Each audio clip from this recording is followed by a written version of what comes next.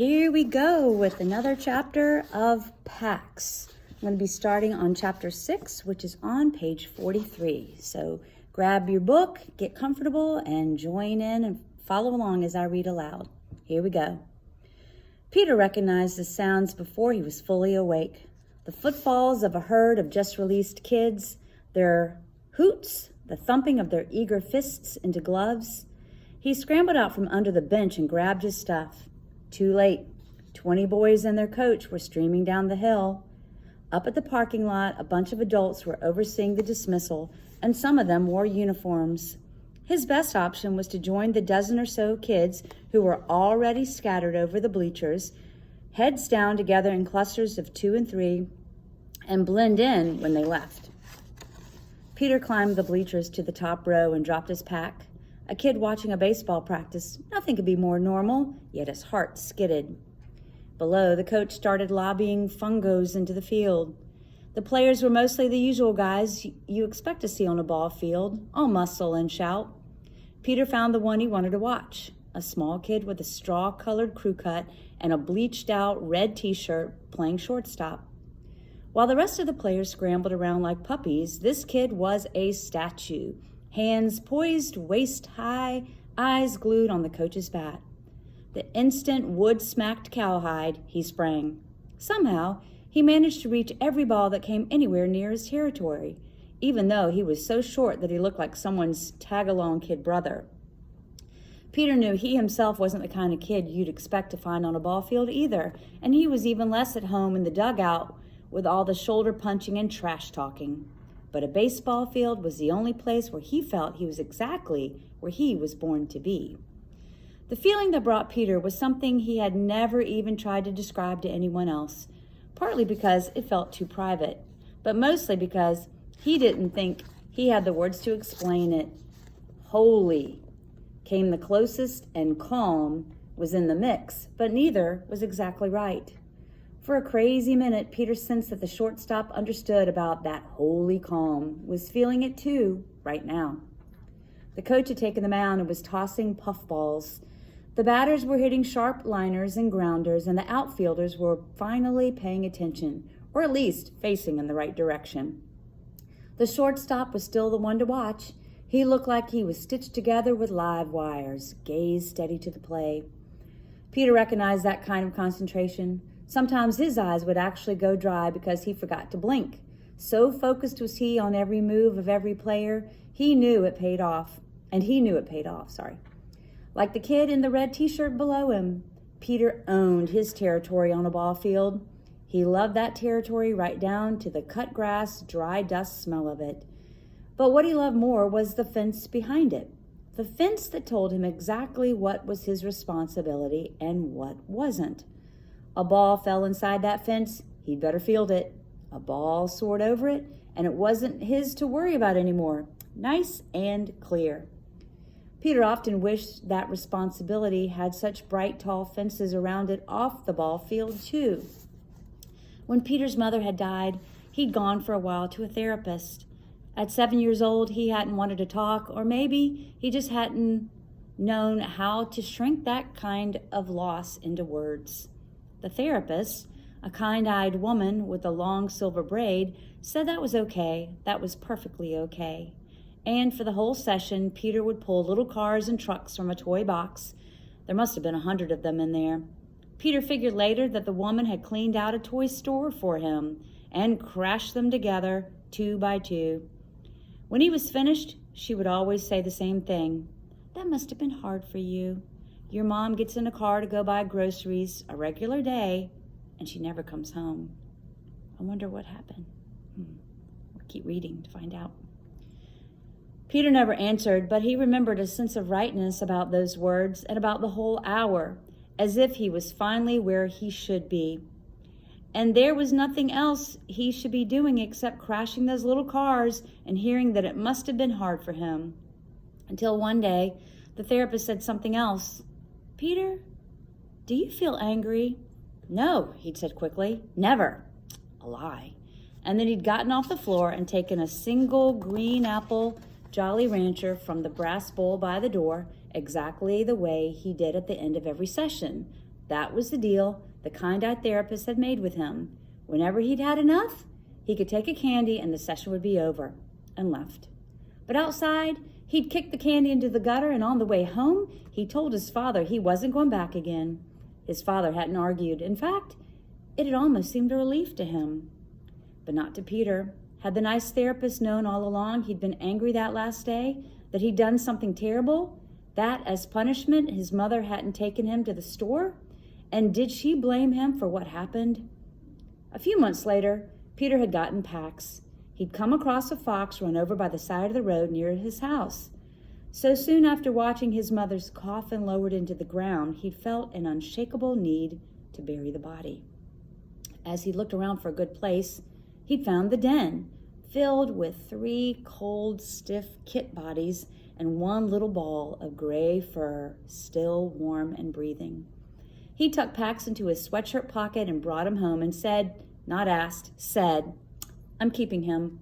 His dad had said, okay, for a while. The kit mewed piteously all through the night, and hearing him, Peter had thought that if he could visit the kind-eyed therapist again, he'd smash those toy cars together all day and all night forever. Not because he was angry, just to make everybody see.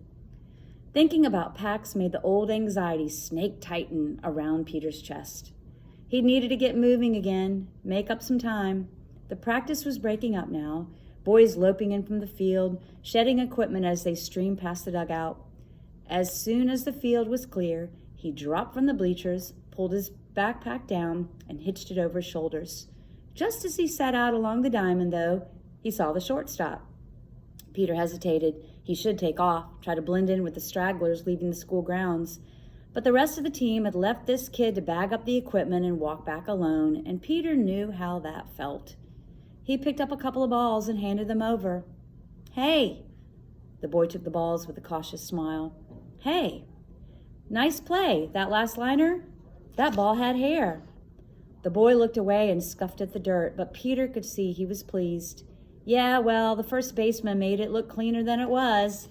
Nah, you planted that ball. Your first baseman would be lucky to catch a cold by himself. No offense. The boy gave Peter a real grin. Yeah? Coach's nephew. You play? Peter nodded. Center field. You new here? Oh, I don't live here. Peter nodded his head vaguely south. Hampton? Yeah, Hampton, right. The boy's face closed. Scouting before Saturday's game. Jerk. He spat and walked back to the dugout. As he left the school grounds, Peter congratulated himself on his quick thinking, covering his runaway tracks. But somehow he felt kind of bad anyway. Somehow he felt lousy, actually. He shrugged the feeling off. What was it his dad said about feelings? Something about a quarter and a cup of coffee? And checked his watch. 4:15, he lost over 3 hours. Peter pressed faster, but when he came to the town square again, he crossed to the opposite side from the hardware store and forced himself to walk at an even pace past a library, past a bus station, past a diner.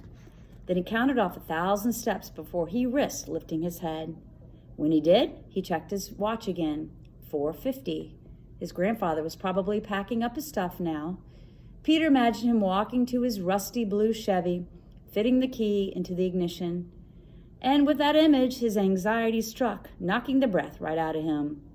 He scaled a low wooden fence and dropped into a scrubby brush.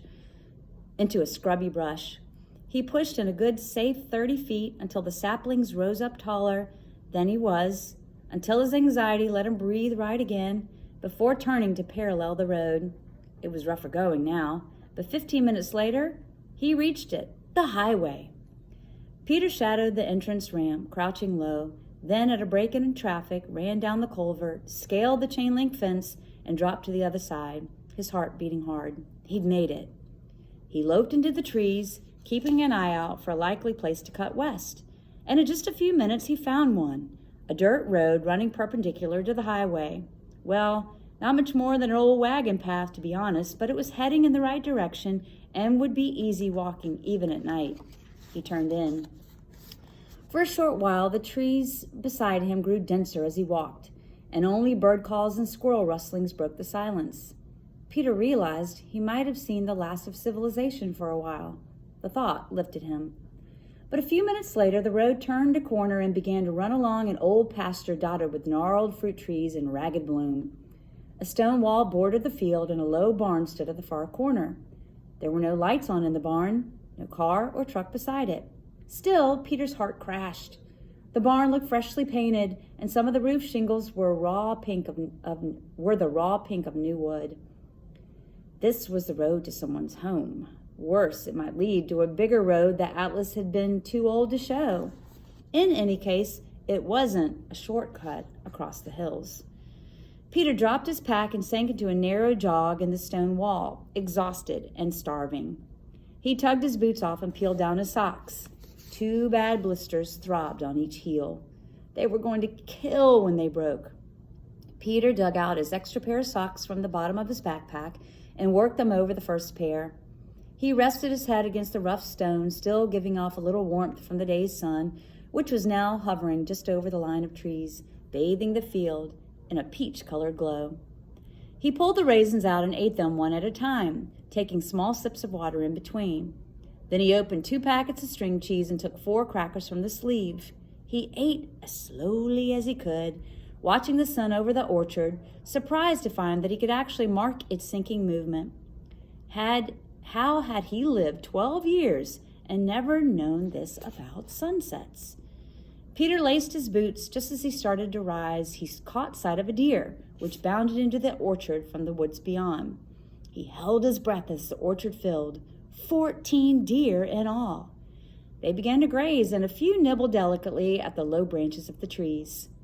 Peter squatted back down, and the closest one, a doe with a spindly spotted fawn beside her, turned her head to look directly at him.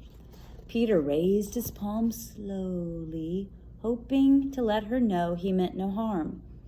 The doe moved between Peter and her fawn, but after a while she dipped her head into the grass again.